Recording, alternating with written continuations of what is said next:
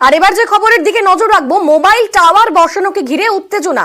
মধ্যমগ্রামের বিধানপল্লী এলাকায় রীতিমতো বিক্ষোভ। নতুন টাওয়ার বসানোয় আপত্তি স্থানীয় বাসিন্দাদের। মধ্যমগ্রামের বিধানপল্লী এলাকায় বিক্ষোভে নেমেছেন স্থানীয়রা। মোবাইলের টাওয়ার বসানোকে ঘিরেই উত্তেজনা। আমাদের সঙ্গে রয়েছেন প্রতিনিধি জিয়াউল। জিয়াউল, স্থানীয়দের বক্তব্য কি বলছেন তারা?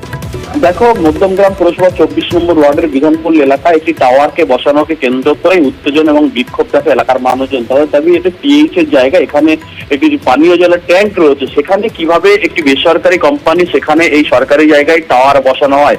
কিন্তু তা নিয়ে এলাকার মানুষ একাধিকবার পৌরসভাকে জানিয়েছে, কিন্তু কোনো কাজ না হয়, সেখানে তারা বিক্ষোভ দেখায়। অন্যদিকে পৌরসভার চেয়ারম্যানের স্পষ্ট দাবি, জেলা শাসকের অনুমতি নিয়ে পিএইচ এর জায়গায় এই টাওয়ার বসানো হচ্ছে। তারপরেও যদি এলাকার মানুষ না চায় তাহলে তারা কাজ বন্ধ করে দেবেন। কিন্তু এলাকার মানুষের দাবি, পিএইচই সরকারি দপ্তর, সেখানে সরকারি জমিতে কিভাবে বেসরকারি কোম্পানির একটি টাওয়ার সেখানে বসানো হয় এবং তার অনুমতি হয়। এখানে তাহলে কি পৌরসভার কোনো স্বার্থ জড়িত হচ্ছে এই অভিযোগ তুলে, এবং কার অনুমতিতে এই টাওয়ার এখানে বসানো হচ্ছে, এরকম একাধিক দাবি তুলে কিন্তু এলাকার মানুষ যাতে কোনো রকম ভাবে এই টাওয়ার না বসানো হয় তার জন্য এলাকার মানুষ বিক্ষোভ দেখিয়েছেন। কিন্তু পৌরসভার চেয়ারম্যানের স্পষ্ট দাবি, সবটাই জেলা শাসকের অনুমতিতে হয়েছে এবং তারপরেও যদি এলাকার মানুষ না চায় তাহলে কাজ বন্ধ করে দেবেন।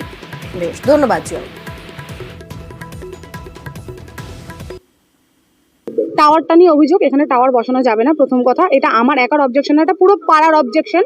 ঠিক আছে, এখানে ফার্স্ট একটা টাওয়ার বসেছে, আমরা তখন অবজেকশন জানিয়েছিলাম, সেটা হয়নি।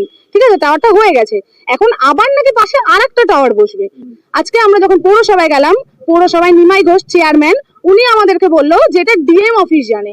ঠিক আছে, কিন্তু এদের কাছে যে অর্ডারটা আছে, ওই অর্ডারে সাইন আছে নিমাই ঘোষ, আমাদের চেয়ারম্যান, ওনার সাইন আছে। ঠিক আছে, কিন্তু এখানে তো ডিনাই খাচ্ছে, কেউ কিচ্ছু জানে না, তাহলে আমরা কি করব? এই টাওয়ারে কোনো ক্ষতিকারক হয় এরকম কোনো খবর আমাদের কাছে জানা নেই। আর সর্বোপরি অনুমতি দেয়নি। এখানে জলের ট্যাঙ্ক আছে, ওখানে আশেপাশে বাড়িও নেই, আপনারা দেখে নিতে পারেন।